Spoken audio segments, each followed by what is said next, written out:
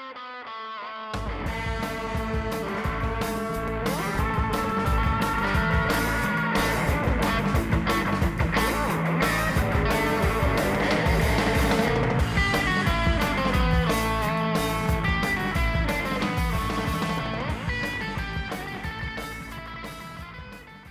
going on, everybody? We're back. Another video. Sorry it's been so long. We've been working our butts off, if that's any consolation, trying to make some new videos for you. I got a few that are going to come up real soon, real fast. So this is the first one. This is a walkthrough of Bradley's Halloween costume. We're doing Deadshot armor. And so far it's been a pain in the butt. Never thought it would be this hard. It looked pretty simple on the movie when we went to go see it, when I looked at all the screenshots. It's been a lot of research, been a lot of screwing around, figuring out what to do.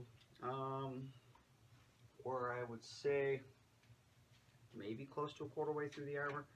We're going to walk you through what we've done, how we've done it, what I've come across in my research, and what you could do. And after that, we'll tell you kind of where I'm going from this, and that's about it. Yeah, cool. All right. Okay, so where did we start? We started with templates. I kind of mocked these all up on Bradley's body and just rough sketched them from what I saw in pictures online. Just Googled, you know, shots of Deadshot or whatever. Shots of Deadshot. That just sounds weird. Yeah, so anyway, we just I looked it up, I sketched it out best I could, what I thought it looked like, and this is what we came up with. I'm missing the paper for the lower part of the chest. This is the half of the neck. Obviously I only made half of everything because you just flip it over and you have the other half, you know, so that makes everything identical. For the back, there was nothing. There were no shots that I could find of actual shots from the movie or anything like that for the back. The back I ended up taking from the action figure. So that's that. That's as close as I could get it from the action figure. I put some little cheaters on there where I wanted things beveled and stuff like that. From this, I cut them out.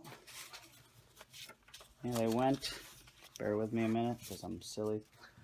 I went with, ta-da, a bunch of cardboard templates. Right? That's the front. One half of the front at least. Pretty nifty. Pretty nifty. You got the lower. Then you have your upper chest piece and your neck collar. Okay, and that just, I like working with something like that. That way I can throw them around, nothing's going to happen, they're not going to get bent out of my corner, they're going to stay fine. They're a lot more heavy duty, and if need be, I can even cut alongside them. Okay, and for the back, I ended up with this. Now, you might be asking why I have all these cut out. That's because there's raised portions in his back piece, and rather than cut out pieces, glue them on there, I just went with the natural pattern of the foam armor that I was, or the foam that I was using had like a rough side to it, so I used that for all the raised portions. And I'll throw a screenshot in here, show you, you know, what I'm talking about with the raised portions and how they have a pattern on them. I did with these, all I did was trace my original drawing on a tracing paper, and then I cut out the shapes, put them onto the cardboard where I wanted them, so I knew they're the same as the original, and then cut them out with a razor. But where are we now, right? You don't care about my templates, you want to see where the armor's at. These are glued together right now just with a little piece of foam, so I wouldn't, you know, so I could see how they looked. This isn't how they're going to stay, but this is where we're at. These are your chest pieces. We'll lay them up on the old armor. How about that? Huh? Get a little pan here. Huh? Doesn't look too bad. Alright, you look up the pictures, you'll see that there's, you know, cuts in the armor, stuff like that. That's just a razor blade cut. Heat it up with a torch. It causes it to shrink and give you that nice detail line. For the rivets, it took me a while to figure it out.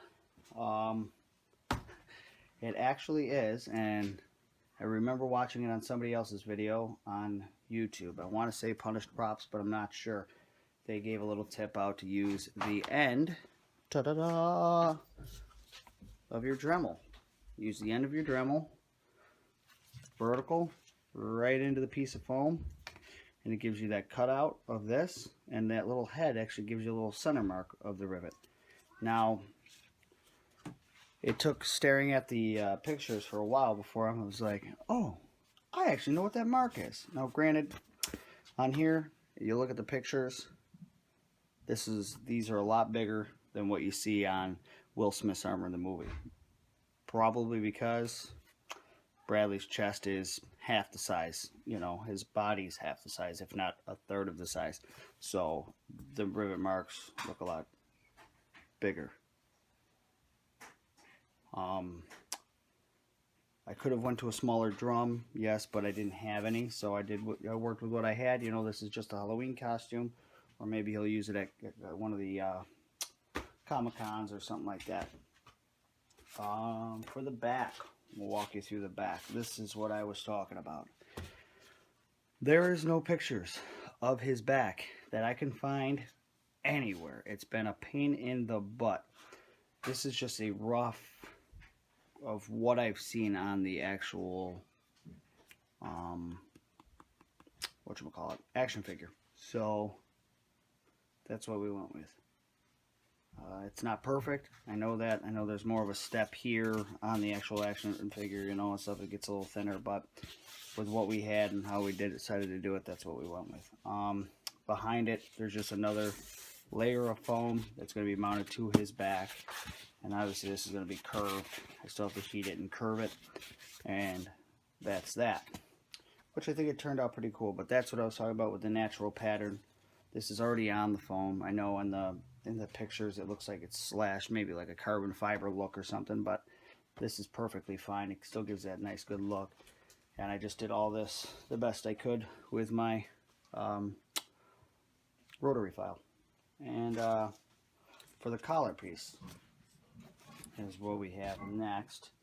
Collar piece is right here, nice and simple. It almost looks like a throwing bat from Batman or something like that, but I followed it the best I can, you know, from my templates and pictures. These look like they're separate in the movie, but to make it easier, I just kept it attached and gave myself a definition line.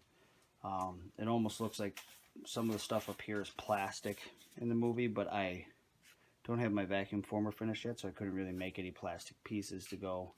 So this is what we're going to do for now. If we got to change it down the road, a piece, you know, we will change it. That's all we'll have to do. It's no big deal. But that is where we're at, and that's why I said maybe a quarter of the way through. There was a lot of pain in the butt research that went into this, like figuring out the rivets, the cut marks, what to do for this, finding pictures of the action figure just to get that back piece done, which I think it turned out pretty nifty. Things I have realized is I thought these guys here were going to be mounted to another piece of foam, kind of like the back of this. Turns out it's mounted to cloth. If you zoom in on the pictures really closely, you'll see that it almost looks like he's got like a Kevlar vest or something, you know, behind his armor. So what I did is I went out and bought some nice heavy fabric from Joann Fabrics, and this is like a, I don't know what to compare it to. It's like almost like a burlap, I would say, but it was the closest thing I could find to like a, you know, maybe a Kevlar jacket, or, you know, one of them like military rucksacks or whatever you want to call them, backpacks. So we're gonna test out my sewing abilities here shortly, and this will be mounted on here behind there. Obviously it'll look a lot better, but you know, and then he's got some pieces coming out the side and all that, and that'll give you something to mount to. Foam pieces wise though, well, doesn't that just sound special, huh? Well, don't come to me for your English. Anyways, what's left with foam? We have some shoulder pads. If you look at the pictures, I'm honestly, just from looking at them, it looks like they cut a square piece of foam and rolled it over his shoulder and said, nah, yep, that's good enough, because it doesn't look like they did anything else. So there's that. There's a couple little pieces I think that go here, and some little oddball pieces I'll probably plug in a few places. You can see them all in the pictures I'll include. Other than that, foam wise, we're pretty good. Gun wise, we're ordering rubber, like replica stunt guns from Amazon. They have them on there. There's some leg holsters.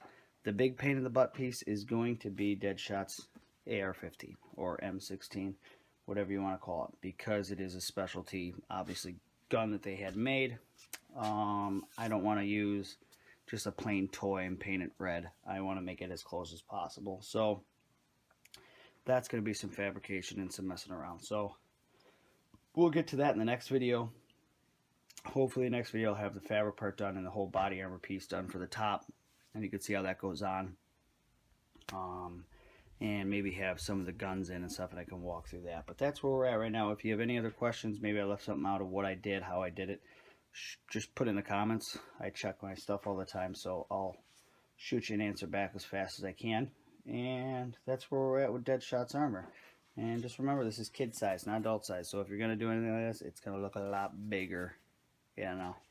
Don't go off my little tiny chest pieces, because that's not going to even cover half of my boob, let alone half of yours. So that's where we're at. And thanks for watching. Thanks for coming to watch the videos again, like always. And please like, please subscribe, and come back for more videos. There's more to come.